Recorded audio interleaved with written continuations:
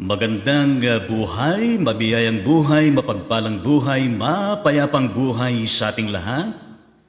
Mga kapatid, mga kaibigan, mga kababayan at mga ka-ride-on sa ating Panginoon Kristo mula sa iba't ibang sulok ng Luzon, Visayas at Mindanao at gayon din sa iba't ibang panig ng buong mundong ito. Ang abang lingkod ng Diyos, Bishop Lito Tangonan ay narito muli upang pangunahan ang episode 211 ng Ride On Ministry, araw po ng Martes, October 27, 2020. Yes, ang Ride On Ministry, Ride On with Jesus Christ, Ride On with His words, Ride On with the sound of praise, worship, prayer, and service. Tayo po ay manalangin sa ating Panginoon, aming Ama at aming Diyos na buhay at makapangyarihan sa lahat. Sa kalagitnaan at gayon din sa lumipas na paglisan ng Bagyong Quinta, narito kami, O Diyos, na sumasamo sa inyo, na kung saan ay iniaalay po namin ang aming sama-samang pagwalhati, pagpupuri at pagsamba sa inyong banal na pangalan sa araw na ito, O Diyos. Muli mo kaming kasamahin at pangunahan ng iyong Santong Espiritu at mahayag ka sa aming mga buhay at sa lahat sa buong mundo. Sa pangalan ni Jesucristo, sa gabay ng inyong Santong Espiritu. Amen at amen sa ating Panginoong Diyos. Yes, amen sa ating Panginoon. Tayo po'y magpuri sa ating Panginoong Diyos. Excuse me po.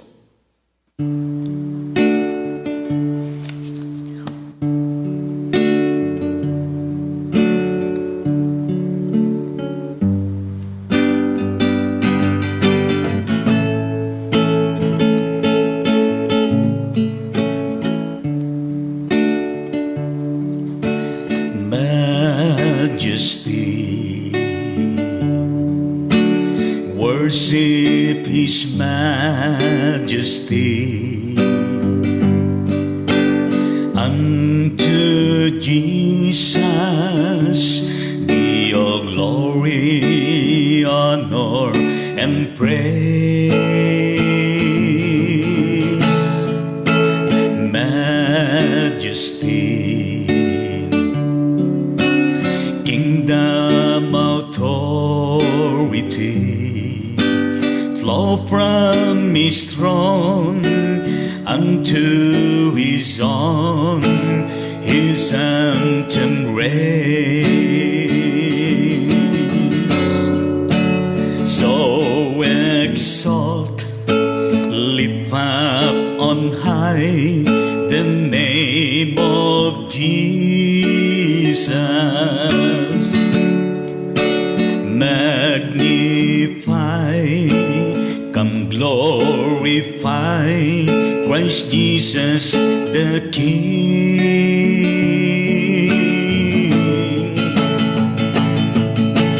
Majesty,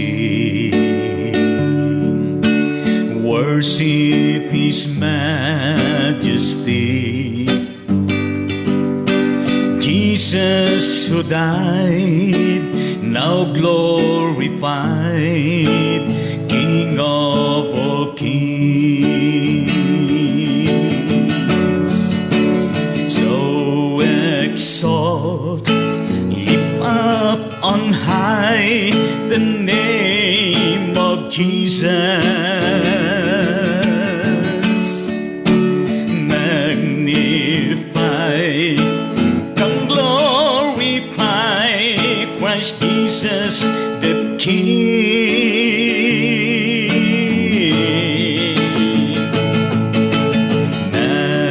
Majesty, worship His majesty. Jesus who died, now glorified, King of all kings. Jesus who died, now glorified, King of all kings.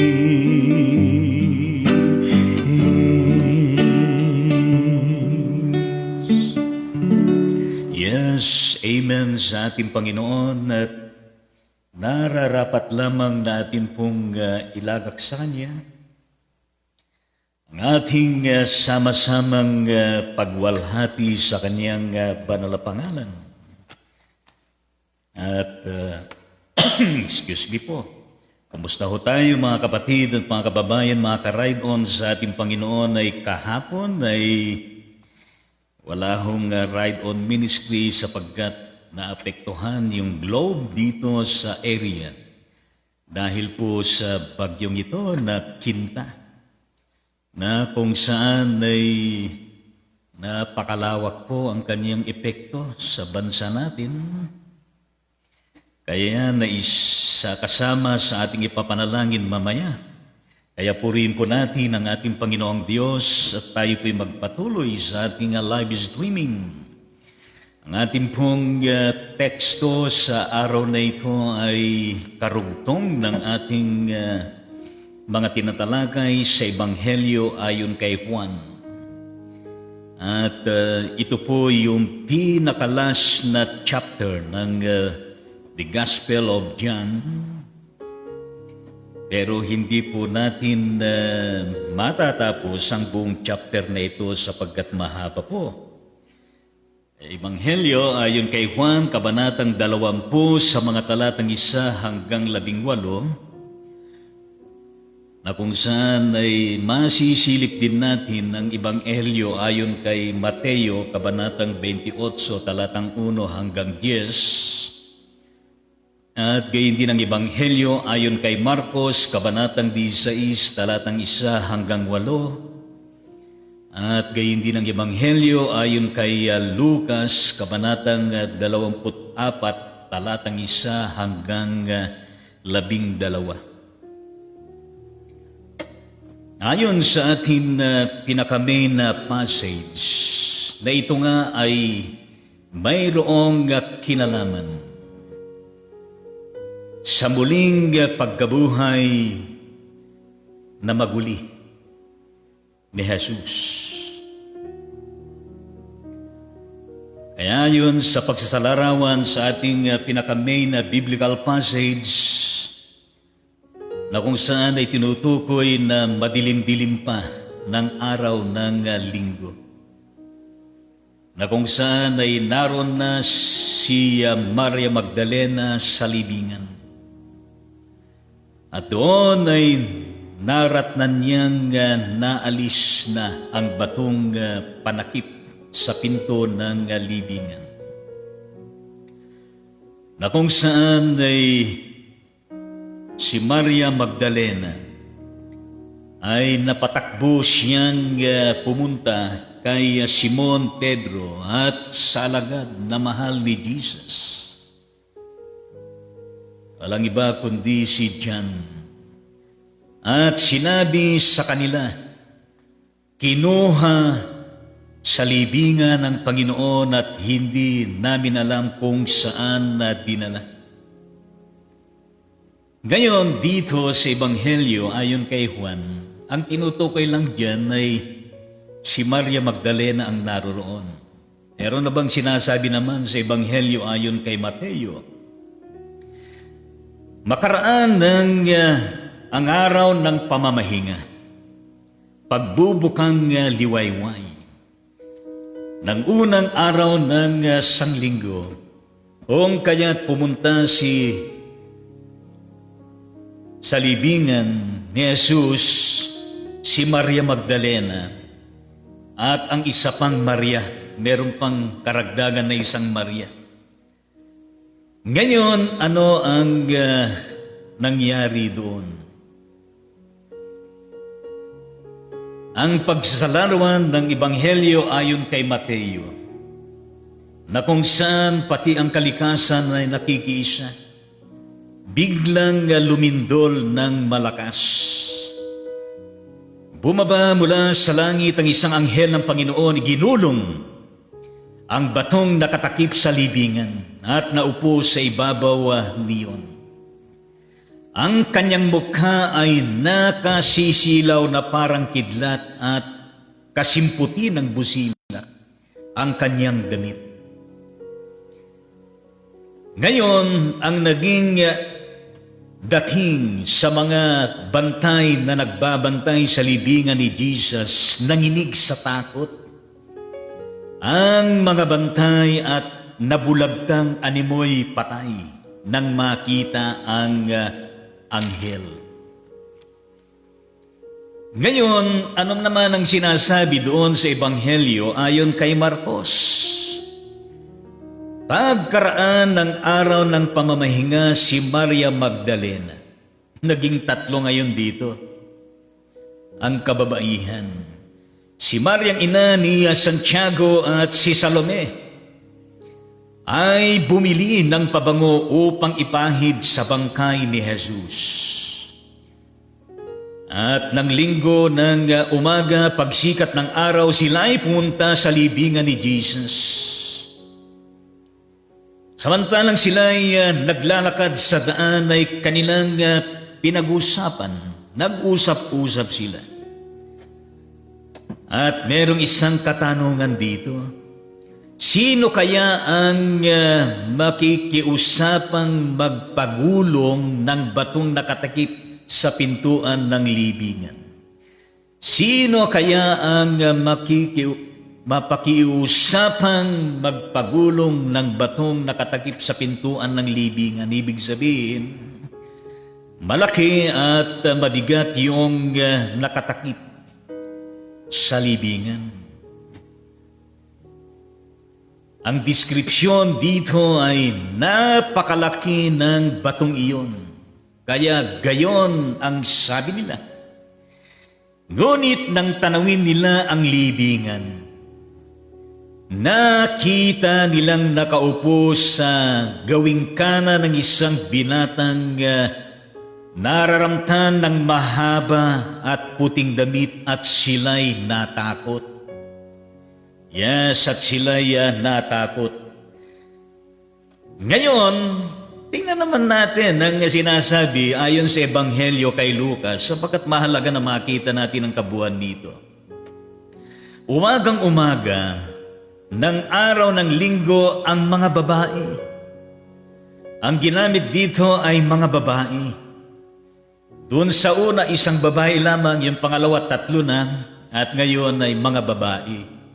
Nagtungo sa libingan, dala ng mga pabangong inihanda nila. Nang dumating sila, naratnan nilang naigulong na ang batong nakatakip sa pintuan ng libingan. Ngunit nung pumasok sila, wala ang bangkay ng Panginoong Jesus.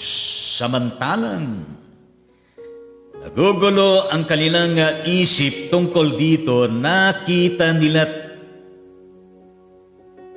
sukat sa tabi nila ang dalawang lalaking nakasisilaw ang damit. Dahil sa matinding takot, sila'y lumuhod, sayad ang mukha sa lupa.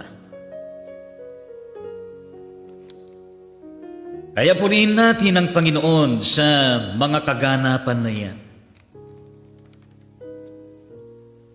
Tunay nga naman, na nitong pagkabuhay na maguli ni Jesus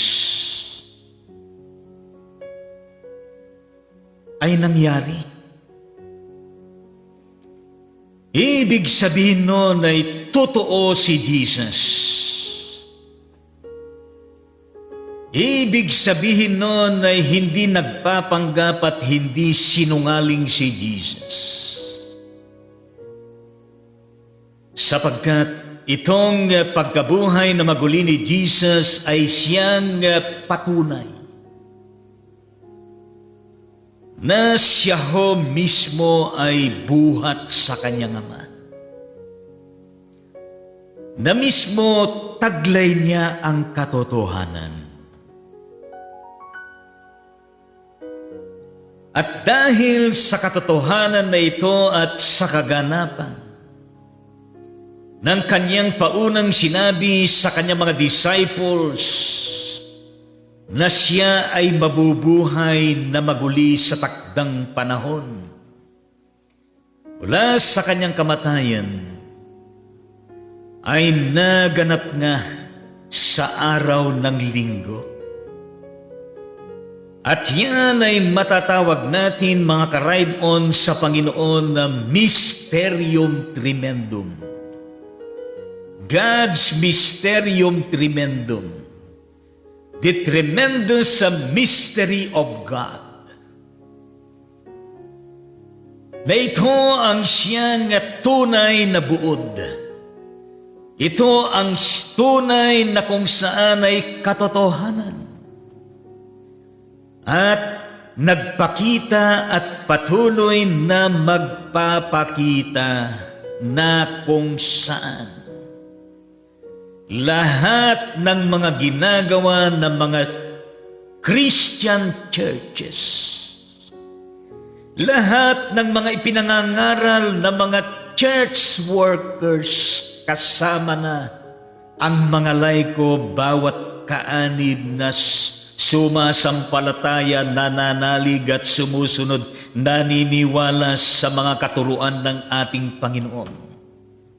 Kaya nga ho, without the power, the realization, the phenomenal fact ng pagkabuhay na maguli ng ating Panginoong Hesukristo ay walang katuturan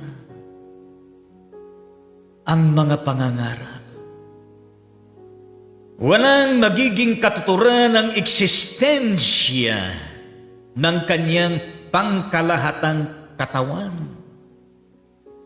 Walang magiging kabuluhan ng mga iba't ibang mga ministeryo at misyon at lahat ng mga outreaches na ginagampanan ng lahat ng mga Christian churches. But because of His resurrection from the dead, hallelujah at praise the Lord, lahat ay merong kabuluhan na nararapat lamang na ipagpapatuloy, na kung saan man dako tayo naroroon.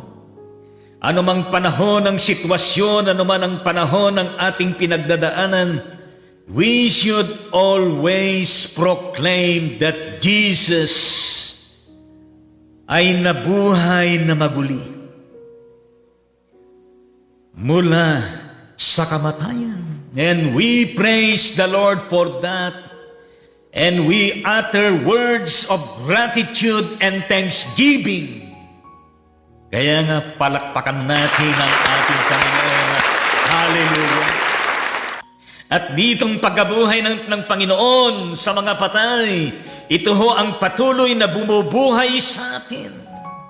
Ito ho ang patuloy na nagbibigay sa atin ng sigla ng pag-asa at katugunan sa bawat namamatay, tigang at tumitigil na mga bagay-bagay sa buhay natin. Ito ang siyang magbibigay sa atin ng lalo pang maigting at marubdob na ating pananalig kay Jesus, nating patuloy na pagsunod sa kanyang mga salita, ang patuloy natin na pagpupuri na pagsamba, at gayon din ang ating pananalangin, at gayon din ang ating paglilingkod sa kanya, at gayon din sa ating mga kababayan na aabot ng ating paglilingkod at ministeryo. What a wonderful and amazing experience encountered and experienced by these women at that time.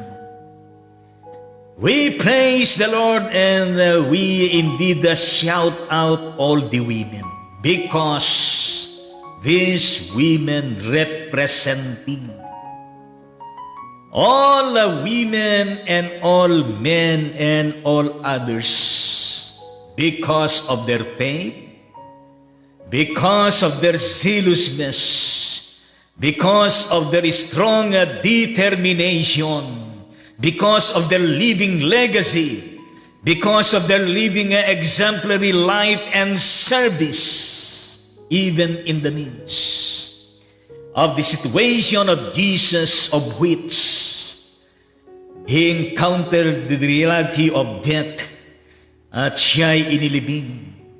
Ngunit ang ipinakita ng mga kababaihan ng ito ay ang kanilang pagmamahal. Namiss nila si Jesus, inaalala nila si Jesus na kung saan nandun na talaga naman na nagmumove sa kanila ang kapangyarihan at pagkilos ng banal na Espiritu, inspiring them, moving them into something na kung saan sa mga pagkakataon na yun ay wala na sa kanilang iisipan at ang dami na sila matakot, baka sila makita ng mga kawal na nagbabantay doon sa libingan.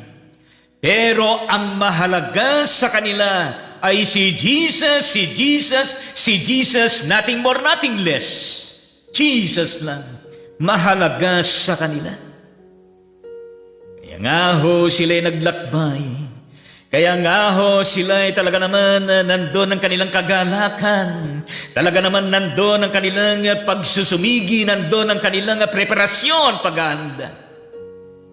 Na kung saan ay hindi lamang kanilang presence ang mahalaga, kundi gayon din kung ano ang kanilang may aalay sa ating Panginoong Jesucristo. At sila'y bumili ng pabango, isang pabangong kalidad, isang pabangong kanais-nais upang sa ganoon ay kanilang ipahid ng pabangong ito sa katawan ng ating Panginoong Jesucristo. Kakitaan sila ng kawagasan ng pagsisilbi. For them to exalt the name of Jesus, for them to be with Jesus, and for them to experience again Jesus, Jesus, the Savior, the Messiah, the King of Kings. Hallelujah at praise the Lord. How wonderful it is, my dear brothers and sisters in the Lord, to follow the footsteps of these women of faith in God, in Jesus Christ. At yan ay patuloy po natin na gawin. Ngayon, ano ang naging reaksyon nitong mga kababaihan na ito, lalo na kay Maria Magdalena? Ang sinasabi doon sa ating main biblical passage, Ebanghelyo ayon kay Juan. Kabanatang 20, talatang 11 hanggang 13, at ganito ang siyang encounter diyan. Si Maria'y nakatayong umiiyak sa labas ng libingan. Yumuko siya at tumingin sa loob. May nakita siyang dalawang anghel na nakaupo sa pinaglagyan ng bangkay ni Jesus. Ang isa'y sa gawing ulunan at gayon din ang isa naman ay sa gawing paanan. Tinanong nila si Maria. At ang naging katanungan, bakit kayo umiiyak? Sino ang hinahanap mo? Ngayon, ang kanyang naging kasagutan, kinuha po nila ang aking Panginoon. At hindi ko alam kung saan dinala. Yon ang pagsasalarawan sa Ebanghelyo ayon kay Juan.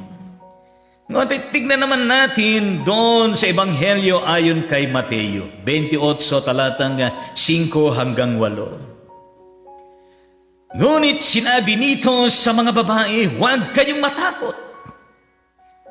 Alam kong hinanap ninyo si Jesus na ipinako sa krus. Wala na siya rito sapagkat siya ay muling nabuhay tulad ng kanyang sinabi, halikayo, tingnan ninyo ang pinaglagyan sa kanya. Lumakad na kayo at ibalita sa kanyang mga lagad na siya ay muling nabuhay at mauuna sa Galilea. Makikita siya roon. Tandaan ninyo ang sinabi ko sa inyo. At dali-dali silang umalis sa libingan, pinagharian sila nang magkahalong takot at galak at patakbong nagpunta sa mga lagad upang ibalita ang nangyari. Well, yan ang sinasabi doon sa Ebanghelyo ayon kay Mateo. Pero naman sinasabi ayon kay Marcos. Anong sinasabi diyan sa Marcos kabanatang 16? Yes, talatang 6 hanggang 8. Huwag kayong matakot, sabi ng lalaki. Hinahanap ninyo si Jesus, ang taga-Nazaret na pinako sa krus. Wala na siya rito, siya ay muling nabuhay. Tignan ninyo ang pinaglagyan sa kanya. Humayo kayo at sabihin ninyo sa mga lagad, lalo na kay Pedro, na mauuna siya sa inyo sa Galilea. Makikita niyo ni siya roon gaya ng sinabi niya sa inyo. Lumabas sila ng libingan at tatakbong umalis dahil sa matinding takot.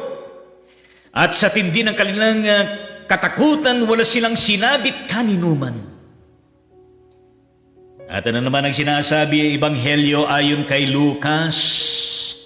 Yes, kabanatang 24, talatang kalahati ng 5 na bersikulo hanggang 10, ganito naman ang sinasabi. Tinanong sila ng mga lalaki, kanina isang lalaki, ngayon 2 lalaki, bakit ninyo hinahanap ang buhay sa gitna ng mga patay? Wala na siya rito at siya ay muling nabuhay. Alalahanin ninyo ang sinabi niya sa inyo. Noong nasa Galilea pa siya, ang anak ng tao ay kailangan may pagkanulo sa mga makasalanan at may pako sa krus sa 3 araw ay muling mabuhay. At naala-ala ng mga babae ang mga sinabi niya. Pagbabalik mula sa libingan, isinilaysay nila ang lahat ng ito sa 11 at sa iba pang kasama nila. Ang mga babaeng ito ay sina Maria Magdalena, Juana at Maryang ina ni Santiago.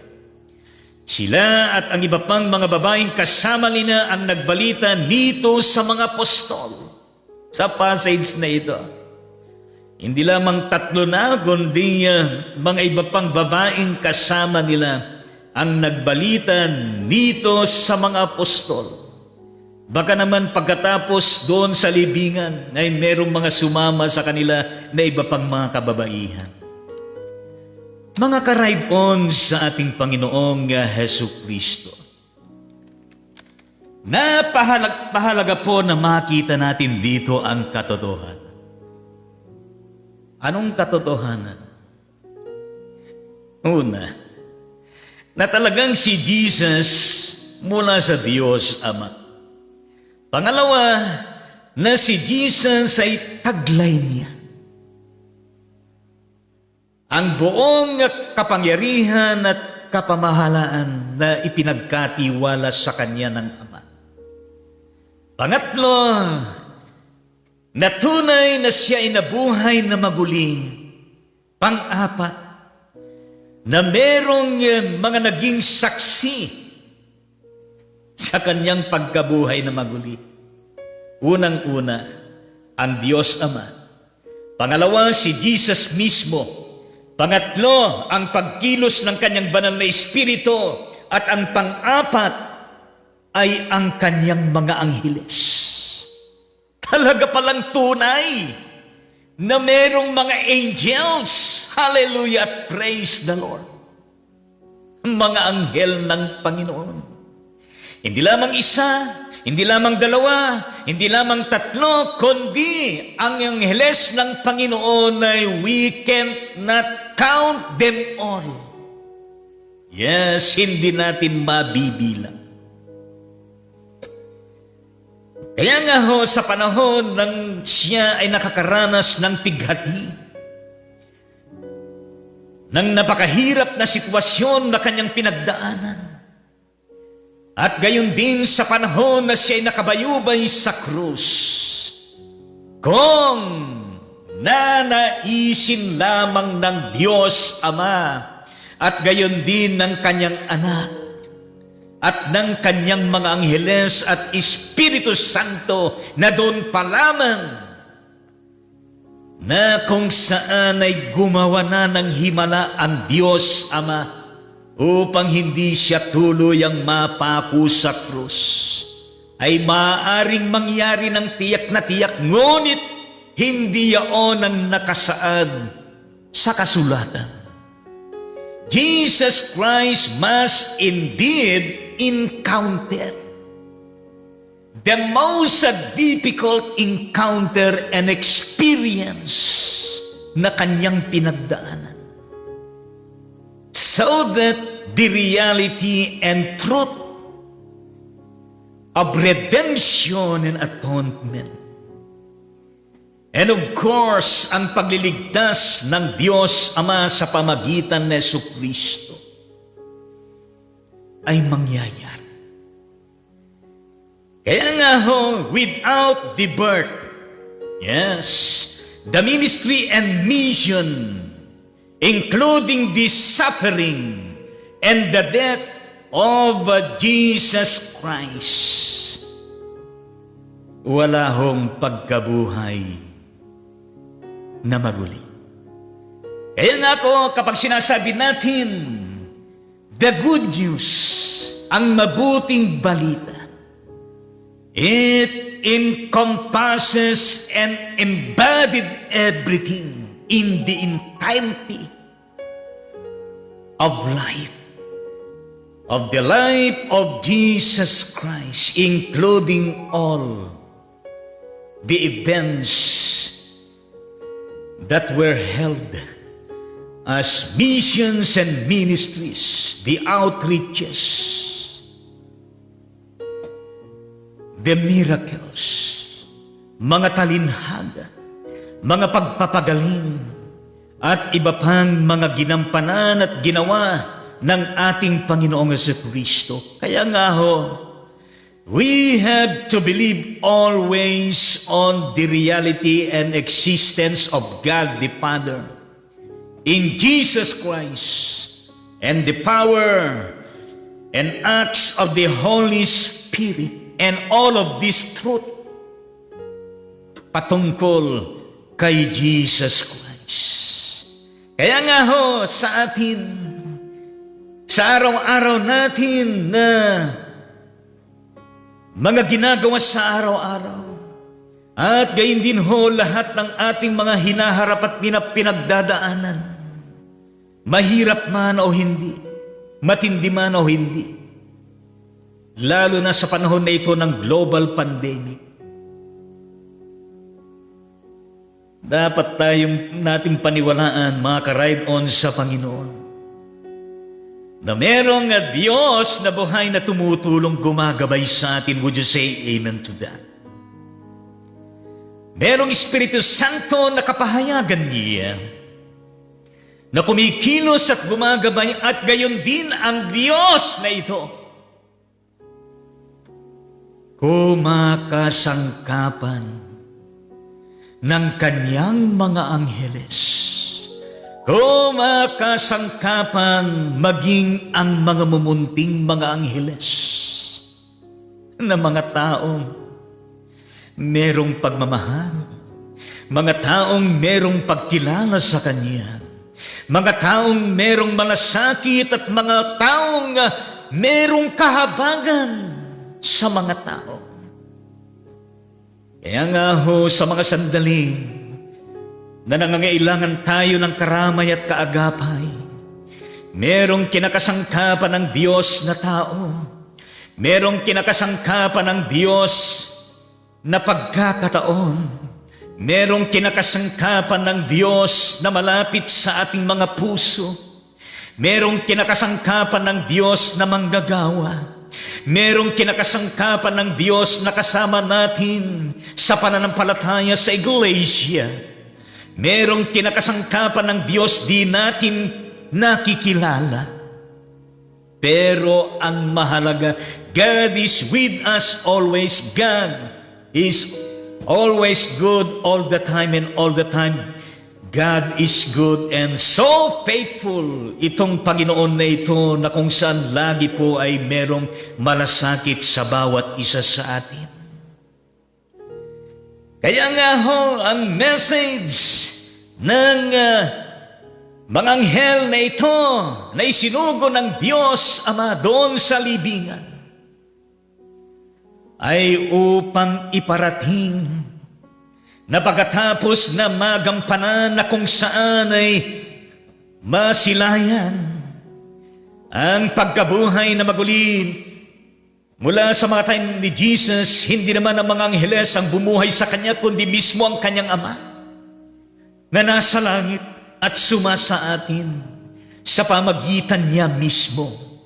Pero ang mga angels na ito ay kinasangkapan ng Diyos Ama para maihanda ang libingan, para maihanda ang mga unang makasaksi sa pagkabuhay ni Jesus, upang maihanda ang kalooban ng pananampalataya at upang sila'y paalalahanan pagsabihan that life must go on, that ministry and mission must go on, that faith in the Lord must go on, that you and me must go on and on and on and on. At hindi ang libingan, hindi ang kamatayan ang siyang magpapatigil sa marubdob nating pananampalataya at paglilingkod sa Kanya. Kundi, let us always look all the time kung ano ang meron sa kamatayan na yon. At kung ano ang nasa likod nun at harapan nun at tagiliran nun. Ang pagkabuhay na maguli ni Jesus. Kaya palakpakan natin ang Panginoon. Yes, hallelujah, at praise the Lord. Kaya nga, ang sabi ng angheles ng Panginoon, ang Kanyang anghel, huwag kayong matakot. Ang Kanyang pag-iusap, bakit ninyo hinahanap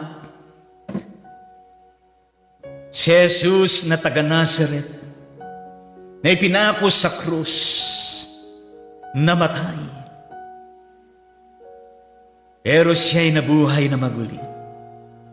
Bakit kayo umiiyak? Bakit ka umiiyak?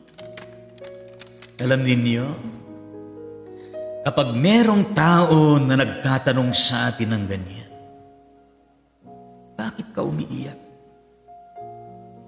Anong nangyari sa iyo? Ano bang problema mo? Ano bang pangailangan mo?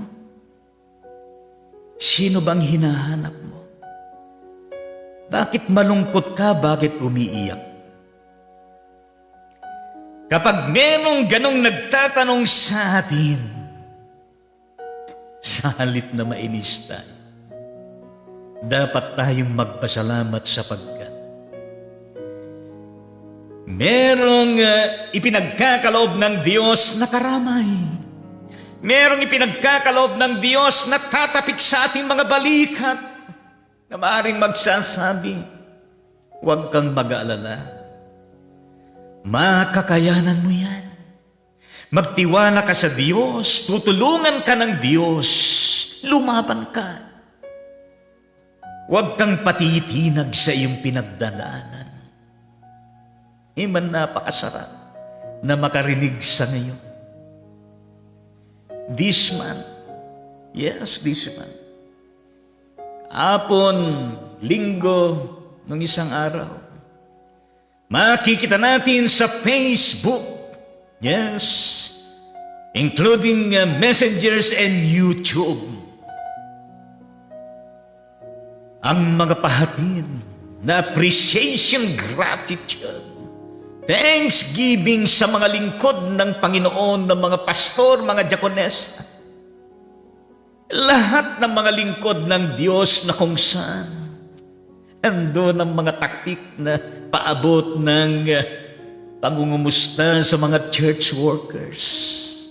Nandun ang pagpapahatid ng pagkilala at pagpapasalamat sa kanila. Sa kanilang buhay, sa kanilang paglilingkod, sa kanilang napakahirap na gampanin.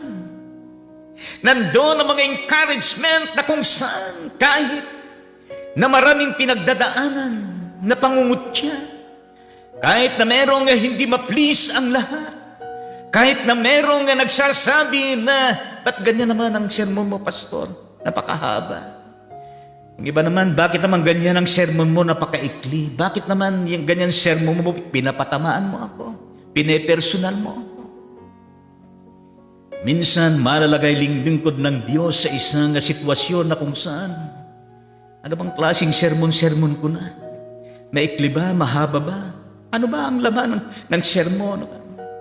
Iba naman ay makakarinig na para namang walang kalatoy-latoy yung sermon mo, pastor.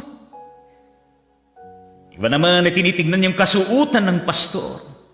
Yung iba naman ay tinitignan kung paano magsalita ang lingkod ng Diyos. Yung iba naman ay tinitignan na para bagang nasa loob ng aquarium.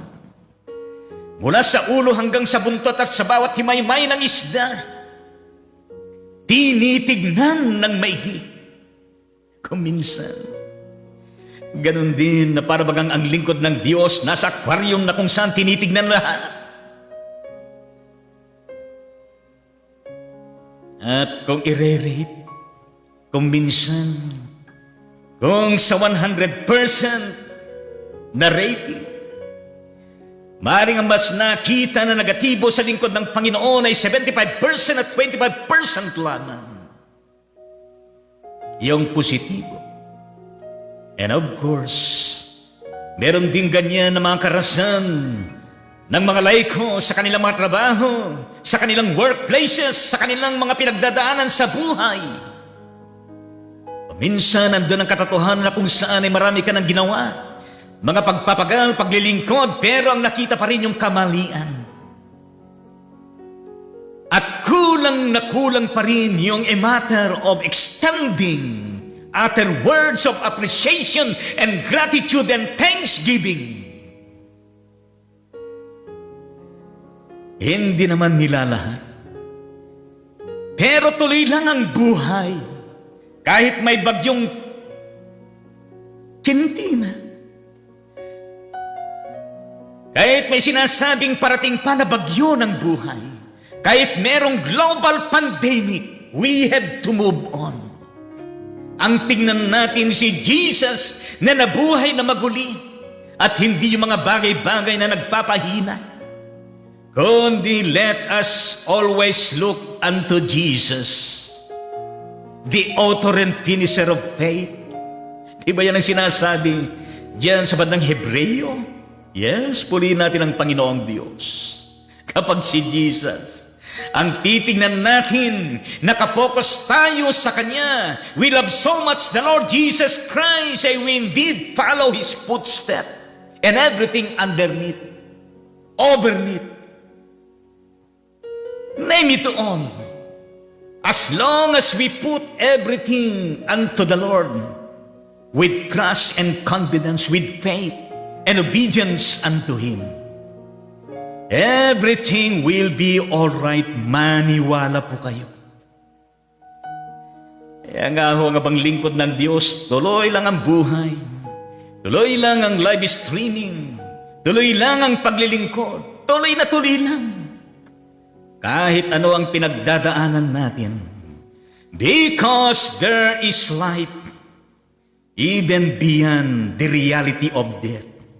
Even in the midst and beyond of all these circumstances and challenges, difficult moments and experiences, that we are indeed facing and encountering every day. Jesus is alive. Jesus is alive. Kaya nga sinasabi ng Elis ng Panginoon, bakit ka umiiyak? Alam ninyo, kapag tayo pinaiiyak, umiyak lang tayo. Paagusin natin ang luha. Kapag umiyak tayo at umagos ang ating mga luha, ang kapalit niyan, tears of joy, ang kapalit niyan, ay tunay nga naman na tayo po'y naiibsan, napapanatag. And then, we continue regaining the strength, the faith, the love of the Lord. And of course, we continue to be reawakened, revived, always kicking alive, yes, alert, in the Lord Jesus Christ. Kaya nga huwag tayong matakot anumang kinakatakutan. Let us not give the chance for this reality that always might shake us into something, but let us indeed face with boldness, with the strong faith in the Lord that Jesus Christ, and indeed makakayanin natin lahat ito. And then, ang message ng anghel na ito, tandaan ninyo ang salita na yan. Alalahanin ninyo ang sinabi sa inyo nung nasa Galilea pa siya.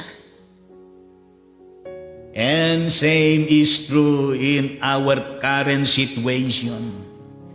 We have to always reminisce to remember and remember and remember.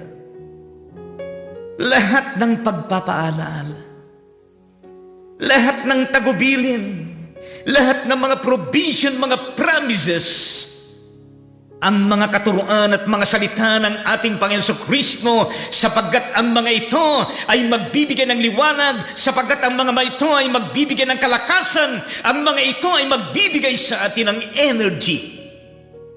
Yes, energy. Kaya nga, kay sarap ang buhay na maging sa gitna ng ating pinagdadaanan. Nakikita sa atin yung espiritu na buhay na buhay. Sabi mo sa katabi mo dyan, buhay dapat nakakitaan tayo ng buhay na espiritu. Hallelujah at praise the Lord. At yon sinabi ng anghel ng ating Panginoon ay muling nanariwa sa isipan ng mga kababaihan na ito at kanilang naalaala. Kung kaya't sa kanilang pakikinig, sa kanilang pagsusumamo sa Diyos at pagsunod sa mga sinabi at habilin ng angheles na ito, bagaman meron pa rin silang takot, pero ang kanilang takot ay merong kasama na kagalakan. Kahit sila naglakbay, sinunod nila ang sinabi ng anghel ng ating Panginoon na sila'y humayo, na kung saan ay kanilang isalaysay kwento ng may tapang at may sigla sa mga alagad. Ang kanilang natunghayan at gayon din yung sinabi na kung saan ay mauna sila doon sa Galilea at doon nila makikita si Jesus. Mga kapatid sa Panginoon, tuloy po natin ang ating mga passages na kung saan ay atin pong tinutunghayan. Balikan natin ang main passage, yes, doon sa kabanatang 20 ng talatang 14 hanggang 18 ng Ebanghelyo ayon kay Juan.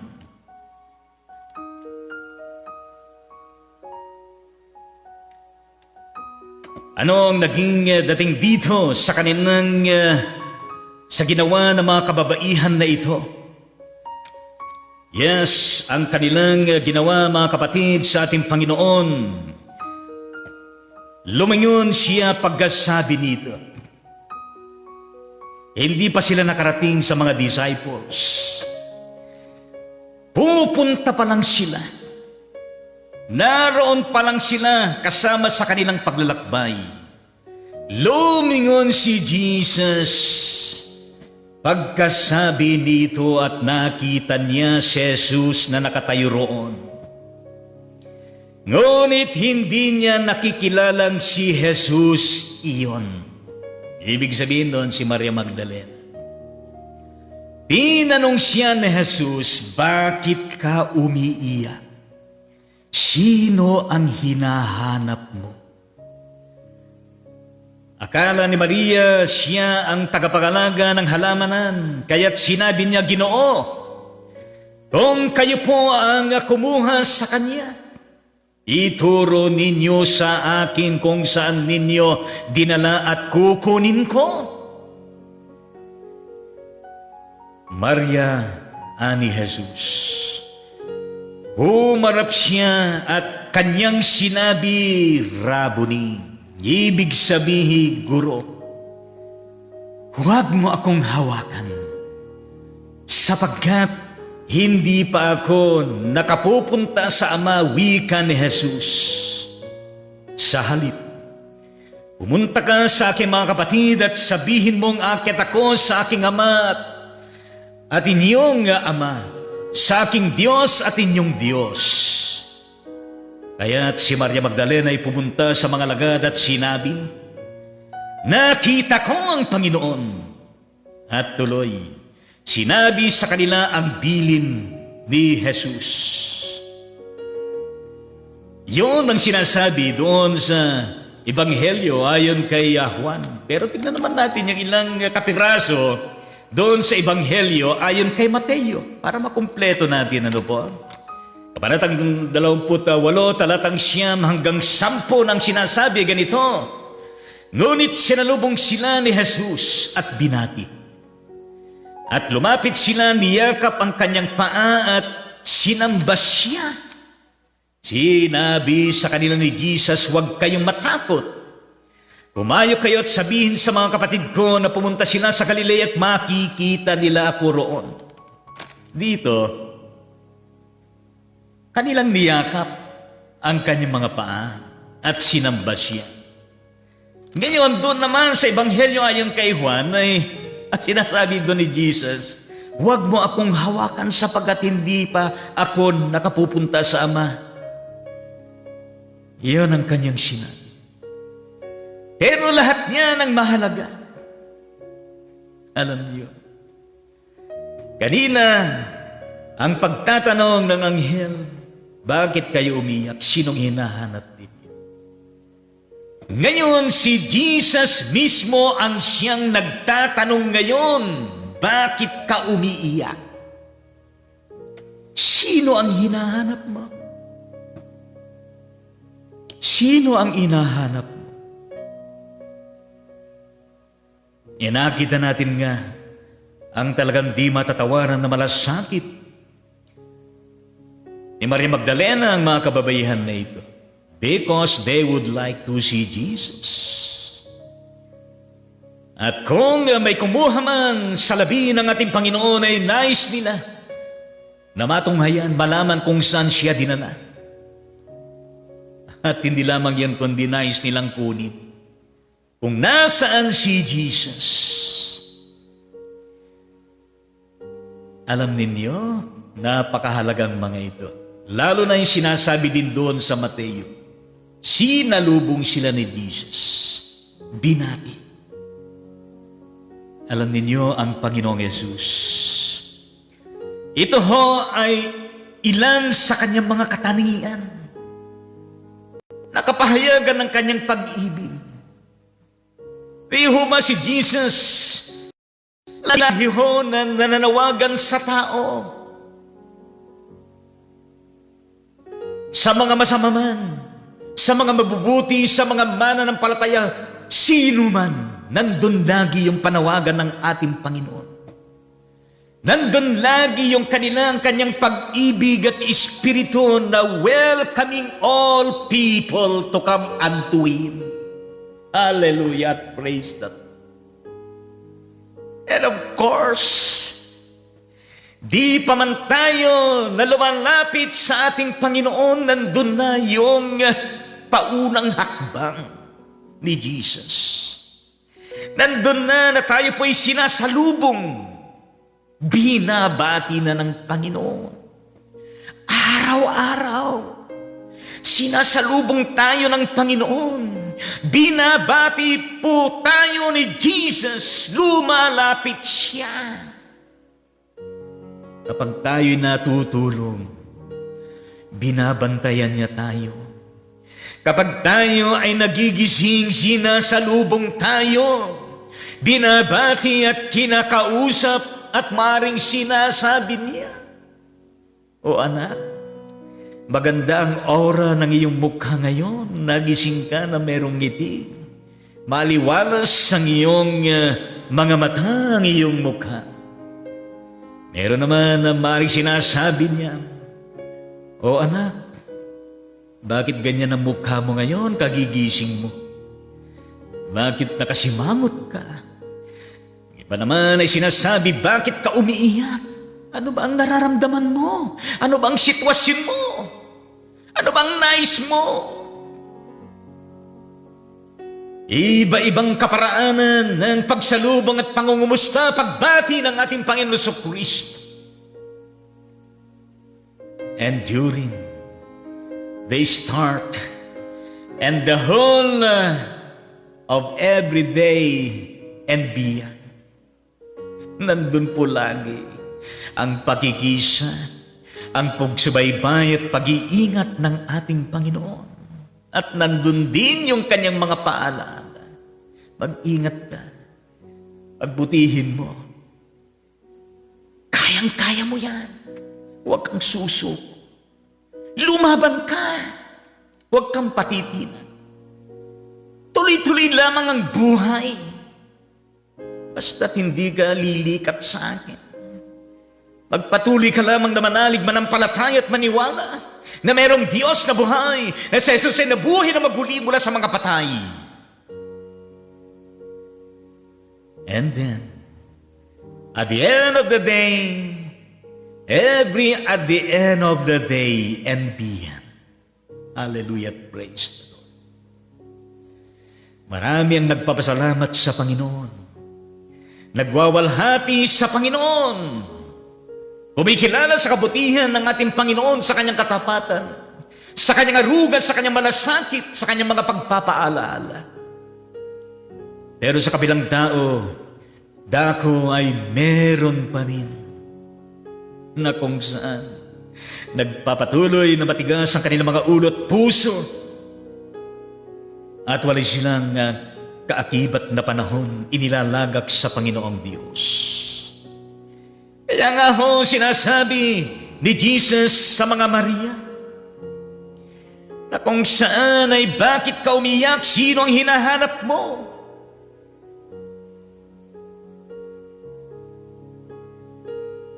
Sino ang hinahanap mo? At ang kanyang tagubilin. Ay pumunta sila sa mga alagad at ipinamalita sa kanila ang nangyari at nakita nila. Kung kaya't mataginting, maliwanag at malakas na deklarasyon, yes, ni Maria Magdalena, nakita ko ang Panginoon. Yan ang kanyang sinabi. Nakita ko ang Panginoon. Nakita niya ang Panginoon. Nakaakibat ng pagsamba, paglumuhod sa Panginoon. Batid at malinaw sa Kanya na hindi dapat sila na matakot, kundi sundin nilang sinasabi ni Jesus na humayo kayo at sabihin sa mga kapatid ko at pumunta sila sa Galilea. At doon ay makikita nila ang buhay na si Jesus. At yan nga ang kanilang sinunod. Panghuling bahagi.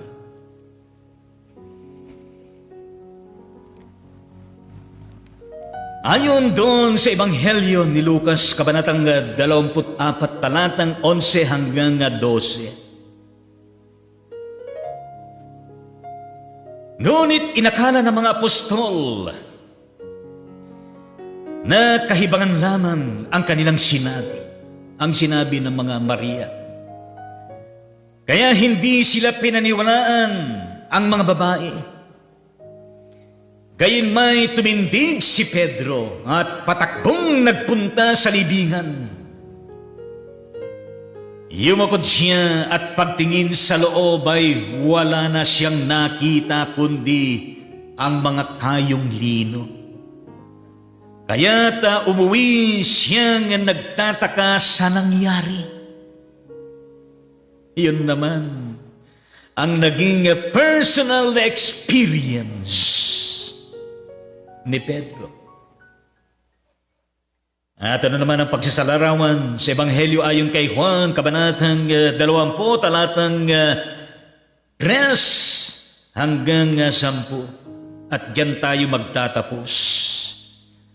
Kaya't si Pedro at ang nasabing alagad ay nagpunta sa libingan.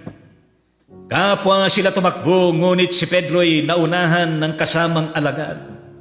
Yumuko ito at sumilip sa loob. Nakita niyang nakalagay ang mga kayong lino, ngunit hindi siya pumasok.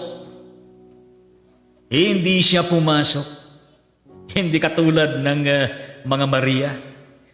Kasunod niyang dumating si Simon Pedro at tuloy-tuloy itong pumasok sa libingan. Samantalang si Pedro pumasok din sa libingan, nakita niyang kayong lino. At ang panyong ibinalot sa ulo, hindi ito kasama ng mga kayong lino, kundi hiwalay na nakatakitlop sa isang tabi. Pumasok din ang alagad na naunang dumating. Salamat Panginoon, at pumasok na lang silang dalawa. Nakita niya ito at siya'y naniwala. Mahalaga yun. Nakita niya ito at siya'y naniwala. Hallelujah, praise the Lord. Hindi pa nila naunawaan ang nasasaad sa kasulatan na kailangan muling mabuhay si Jesus at umuwi ang mga alagad. Well, sumasagi sa kanilang isipan na kung saan sa kanilang paniniwala at little by little ay makakarating sa kanilang alaalang sinabi ng ating Panginoon ang mahalaga. Nitong si Pedro at gayon din ang isang minamahal na alagad ni Jesus, si John. Sila nagkaroon din ng panahon na kung saan ay patakbo, na kung saan ay dumating doon, na kung saan ay nakita nila ang katotohanan at naniwala. Purihin natin ang Panginoong Diyos. Sa ating pagtatapos, mga kapatid at mga ka-ride-on sa ating Panginoon, let us dwell in our finishing statement. Yung sinabi ni Maria Magdalena, nakita ko ang Panginoon. Napakahalaga po yan. How about us? Kayo mga kapatid sa Panginoon, tayo. Nakita na ba natin ang Panginoon? Patuloy ba natin nakikita si Jesus sa ating mga buhay? Not necessarily na nakikita natin face to face, eye to eye kung anong itsura niya. Kundi sa iba't ibang konteksto at nangyayari sa daigdig na ito sa ating mga buhay, lalo na sa panahon na ito. Nakikita ba natin si Jesus sa buhay natin? Nakikita ba natin si Jesus sa bawat sitwasyon ng buhay ng tao at gayon din sa mga nangyayari sa lipunan at gayon din sa buong mundo? If Jesus Christ is with us, if God in Jesus Christ, the Emmanuel, and His Holy Spirit is with us, with our total faith and trust and obedience to Him and to His words, if we remain in Him, for Him, through Him, and continuously likewise remaining in His words, everything will be added unto us. Everything will be answered by God for us and unto us. At makikita natin siya sa paanong paraan. Nararamdaman natin siya. Nararanasan natin ang kanyang pagkilos. Nararanasan natin ang kanyang pagsusubaybay at paghahari sa atin. Nararanasan natin kung gaano kabuti siya, katapat siya, kamalasakit siya. At nararanasan natin na lahat ng nais ng Panginoon para sa bawat isa sa atin ay yung makabubuti para sa bawat isa. And that's why, my dear brothers and sisters in the Lord, carried on. Let us always continue to see the presence, yes, the power, and the manifold continuing acts of God in Jesus Christ through His Holy Spirit. While busy responding to His call, to His mandate, and to all His reminders for us to go forth and proclaim the gospel. Kaya purihin natin ang Panginoong Diyos kahit sa panahon na ganito. Let us allow Jesus, His Holy Spirit, the Heavenly Father, to continuously work in us for us to become alive, alert, enthusiastic, at merong kabuluhan sa daigdig na ito. Merong kapakinabangan sa daigdig na ito. Magagawa natin yan because of Him, na siya ang siyang naitataas, hindi ang ating mga sarili. Sa pangalan ng Ama, ng Anak, at ng Banal na Espiritu, palakpakan po natin ang Panginoong Jesucristo na nabuhay na maguli. Hallelujah at praise the Lord. Ngayon po ay ating pong tukay-gaya ng mga kapatid na kung saan sila po magse-celebrate ng kanilang birthday sa araw na ito. Kahapon ay namiss natin ang mga birthday celebrants, yes, pero kanina madaling araw lang nagkaroon ng internet, yes, pero kahapon ay talaga naman totally nawalang internet at signal. Sa mga sabi ng Globe ay meron pong problema ang kanilang internet connection dito sa area dito. Po din ang Panginoon na numbalik muli ito at manumbalik din ang patuloy na pakikiraydon sa Raydon Ministry, yes. Praise the Lord. Pero mamaya ay babatiin ko rin sa Facebook yung mga nag-birthday kahapon. Pero meron akong maalaala na nag-birthday kahapon, yes. Kapatid na Jason Kapili, ang minamahal na anak, isa sa mga anak ng kapatid na Susan and glorified, yes, Dr. Norman Kapili ng church by the highway, yan sa bandang Aguinaldo Highway ng Sitobacora, Cavite, yes, birthday niya kahapon. At ganyan din sa araw na ito, kapatid na Jocelyn Makatugal Baklig. Siya po ay asawa ni Reverend Alex Baklig ng Just Living Water Methodist Church, Maribeles, Bataan, at siya rin po ay frontliner teacher, educator dyan sa bandang Bataan State University ng Sitobalanga, Bataan, yes. At ganyan mula sa ang ating kapatid na Regional Bishop Roger Marquez, ay birthday niya rin sa araw na ito. Ang Siya po ay nakakasakop bilang obispo ng Palawan Medical Conference. Diyan ang nakabasid diyan sa Puerto Princesa City, Puerto Princesa, bahagi ng 3 kabuuan ng probinsya ng Palawan. At ganyang kapatid na Reverend Dan Milyar E. Maglonso ng IRM Evangelical Church. Mula diyan sa bandang Inangan, Apari, Cagayan, at ganyan ang kapatid na Trixie May Irog.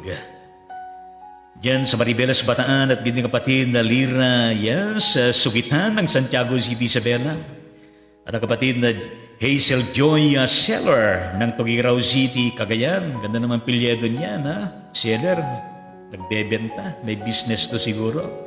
At ang kapatid na Hill Bumagat, at ganyan ang kapatid na Philipa Gamboa ng Navotas City, Metro Manila. At ang kapatid na Teodora Estrella ng Ubando, Bulacan. At ang kapatid na Wina Nina Tangonan. Dantin Habunilyo ng Alicia Isabela.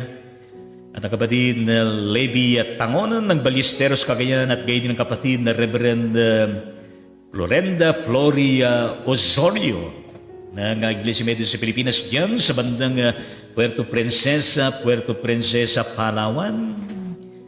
At tayo po'y manalangin sa pagkakataon na ito sa mga kapatid na kung saan ay nagdiriwang po ng kanilang kaarawan sa buhay.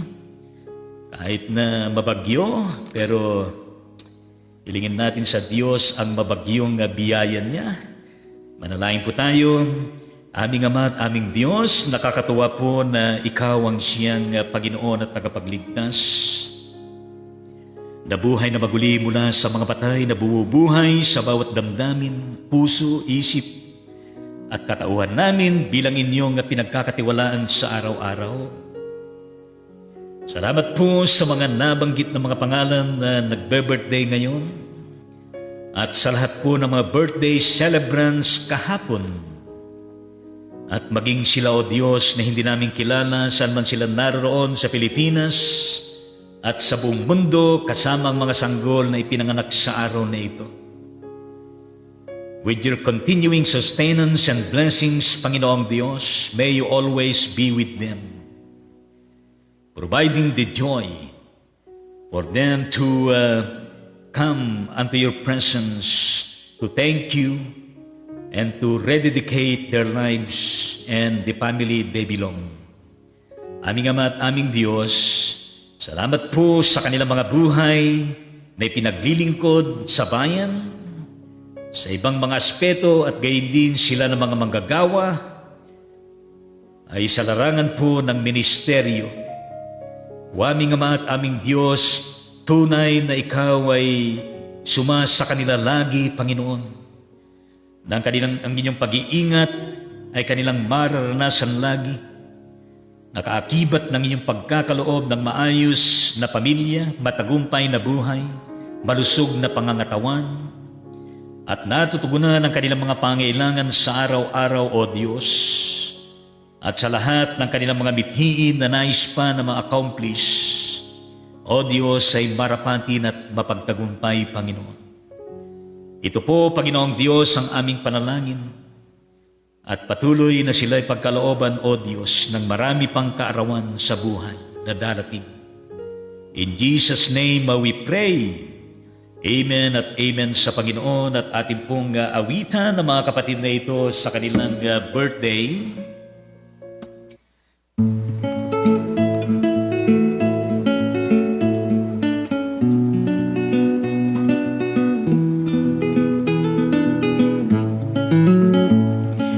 Mabuhay ka nawat pagpalain, masayang pusong may dalangin, sa Diyos Ama na lubhang maawain, nabigyan ka ng buhay na maningning, lumawig na wa ang iyong buhay, at mapuspos ka ng kapalaran, naglilingkod na may kagalakan sa iglesyahan nating minamahal. Hinihiling namin pagpalain ang mga araw upang darating.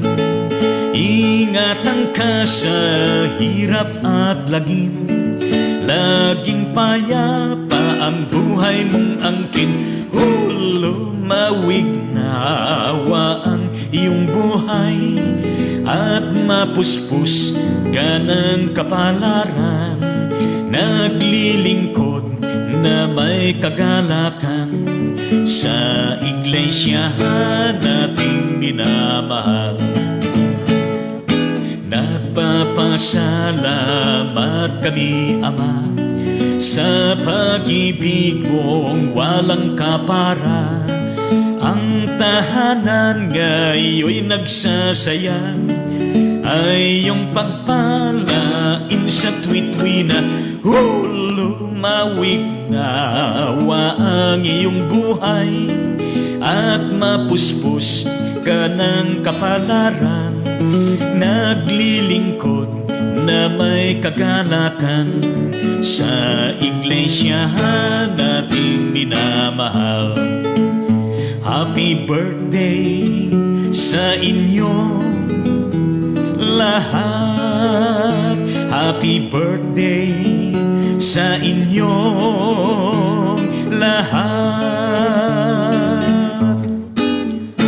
Yes, happy birthday po sa inyong lahat na nagse-celebrate ng inyong napakahalagang kaarawan sa araw na ito. Saan man kayo naroon, tiyak ko na naririyan din ang ating Panginoong Diyos. Kay Kristo Jesus at gayon din ang kanyang banal na Espiritu, and may you have more and more birthdays to come with His continuing manifold blessings and the sustainability of His grace na kailangan ninyo sa araw-araw. Kaya palakpakan po natin lahat po ng birthday celebrants sa araw na ito. Yes! Salong sa Panginoon. At itiraman natin ang kanilang mga pamilya na kinabibilang at ang kanilang mga kaibigan na kung saan ay bumabati sa kanila. Yes! Hallelujah! Praise the Lord at amen sa ating Panginoong Diyos. At ngayon po tayo po'y dumako sa ating mga panalangin sa pagkakataon na ito. Yes, amen sa ating Panginoong Diyos. Alam niyo po kanina, maaga, habang nagbre-breakfast kami ay merong tumawag sa messenger. Walang iba kundi ang kapatid na Estrella Sadang ng Itiagi Isabela, na kung saan ay bumati sa akin sapagkat alam niyo naman na kahapon ay talaga naman bumabagyo at bumabaha ang appreciation sa lahat po ng mga church workers. At ang kapatid na ito ay kinumusta ako, ang aking pamilya, at gayon din na nais niya raw na ako ay ipanalangin aking kalusugan, ang aking ministeryo, at gayon din ang aking pamilya, kasama din ay pinanalangin ang mga iba pa. Alam niyo, natats ako sa kapatid na ito sa kanyang pagtawag at panalangin at pangungumusta. At palagay ko ito ay mula sa United Methodist Church. At yung kanyang panalangin ay talaga naman nakakatats sa wikang Tagalog.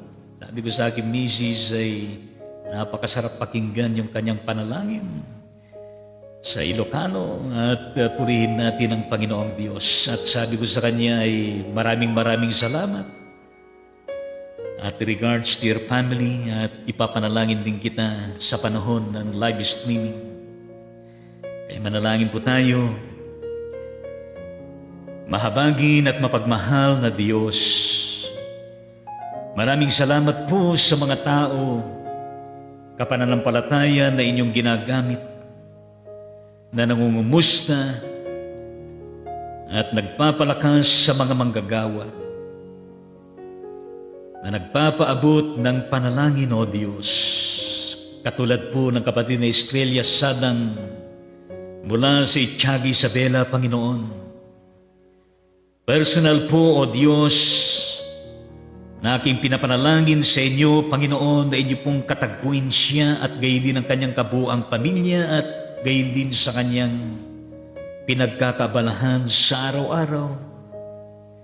Kapatid na ito na araw-araw ay nakikita ko sa messenger na nagpapahatid ng mga inspirational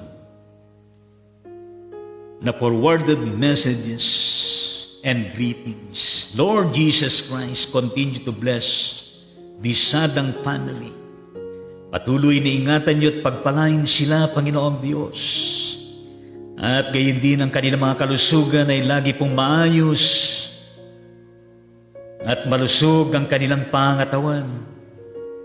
At lagi, Panginoon, na kanilang nararamdaman ka at nagpapatuloy silang maigting, marugdog sa kanilang pananampalataya at lumalago sila sa kanilang espiritual na buhay, Panginoong Diyos.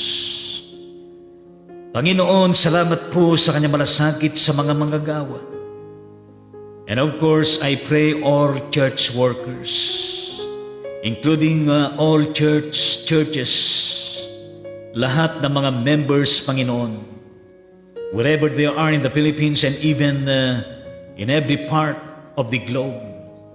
Panginoong Diyos, abutin niyo ang kalagayan ng lahat po ng mga churches at mga manggagawa at mga lingkod, mga kaanib, Panginoong Diyos, nang sa gayon, Panginoon, ay patuloy na mapalakas ang bawat isa, patuloy na mahamon ang bawat isa, at patuloy, Panginoong Diyos, na nananaling, hindi sumusuko sa buhay na ito, kundi patuloy na nagpapatuloy na naglilingkod, na maalab at aktibo sa iba't ibang kapahayagan ng aming pag-ibig sa inyo, O Diyos, sa mga ministries and missions, outreaches, mga pananambahan, mga panalanginan, at iba pang mga gawain, Panginoong Diyos. And of course, sa malasakit ng kapatid na ito na Estrella Galang, sa lahat po ng naapektuhan ng bagyong Kinto, Panginoong Diyos, especially the farmers, Panginoon, na kung saan ay naabutan ng kanilang harvest, na kung saan ay nakalupasay ang kanilang mga bunga ng kanilang kapalayan, mga iba kagulayan, Panginoong Diyos. Tunay nga po na napakabuti mo kahit sa gitna ng kalamidad. At umasa kami, Panginoong Diyos, na inyo pong silang katagpuin sa panahon na ito, sapagat sila po'y naapektuhan ng kalamidad na Kinta, Panginoong Diyos. Kung kaya't muli mo silang iparamdam ang inyong pagmamahal, ang inyong malasakit, at sila, O Diyos, ay matulungan sa kanilang muling pagbangon sa hagupit ng Kinta na bagyo, Panginoon, sa iba't ibang dako sa Pilipinas.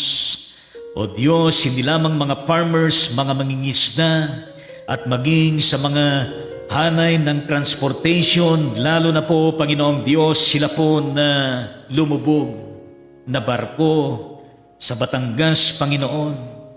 O aming Ama't aming Diyos, at maging sila na naapektuhan ng kanilang mga tahanan, kabuhayan, at maging ang mga nasira, Panginoong Diyos, na mga daan, sila na nalubog, sila, O Diyos, na kung saan ay ang baha ay hanggang dibdib. Yung iba, Panginoong Diyos, lampas tao, at yung mga iba, Panginoong Diyos, bubong na lamang ang nakikita, Panginoon. Lord Jesus, nawa sa panahon na ito ay maramdaman kanila. At gayon din, Panginoon, na sana sa panahon na ito ay maramdaman, Panginoong Diyos, ang pangunguna at pagtugon ng iba't ibang mga LGUs ng pamahalaan, Panginoon, sa mga barangay, sa mga munisipalidad, mga syudad, sa mga probinsya at rehiyon, Panginoon, at gayon din ang kabuuan na sasakupan ng bansang Pilipinas sa pamumuno ng Presidente, at gayon din ang mga tumutugon mula sa DILG at gayon din sa DSWD, ang pagtugon din ng Philippine Red Cross at gayon din ang mga iba't ibang mga foundations at mga institutions, Panginoon, mula sa pribada. Lahat ng ito, Panginoong Diyos, ay magkalakip-lakip na maging daluyan, Panginoon, upang maibsan, mapalakas ang mga kababayan namin na sobrang naapektuhan ng bagyong Kinta, Panginoong Diyos. Kaya nga po, Panginoon, umaasa kami na sila po'y muling makabangon at patuloy na pagpalain. O aming Ama at aming Diyos, pagpalain mo ang kabuuan ng bansang Pilipinas. Sa lahat ng pamunuan, sa lahat ng pinagkatiwalaan ng posisyon ng tungkulin, sa lahat ng mga trabahadores, mga empleyado, sa lahat ng mga judges, fiscals, at gayon din ng mga lawyers, at sa lahat pa ng mga iba't ibang klase ng mga asunto, Panginoon, sa hanay po ng judiciary, at gayon din ang pamumuno ng legislative branch, Panginoong Diyos, ng mga senador sa Senate, at gayon din ang mga congressman at congresswomen at mga trabahadores, Panginoong Diyos, sa lahat ng mga tinatalakay na mga batas diyan sa Kongreso at Senado, Panginoong Diyos, pangunahan mo at pagpalain, at sa lahat po ng mga departments, agencies, commissions, boards, Panginoong Diyos, mga secretaries, assistant secretaries, deputies, o aming Ama at aming Panginoong Diyos, ay pangunahan mo sila, at nang sa gayon ay magampanan nila religious sectors and all sectors, Panginoong Diyos, nang sa gayon, Panginoon, ay maagapayan, matulungan at magampanan, Panginoong Diyos, ang mga iba't ibang mga tungkulin, duties and responsibilities, ministries and missions. At gayon din, Panginoon, ang iba't ibang mga projects ng gobyerno, ng pribada, Panginoong Diyos, pagpalain mo lahat. Maging lahat ng mga hospitals sa buong mundo, Panginoon, sa lahat ng inyong mga kinakasangkapan, O Diyos, pagpalain mo lahat. Kaming lahat ay makabangon at sa tungkulin at responsibilidad na kaatas sa aming mga balikat. Kaya aming Diyos,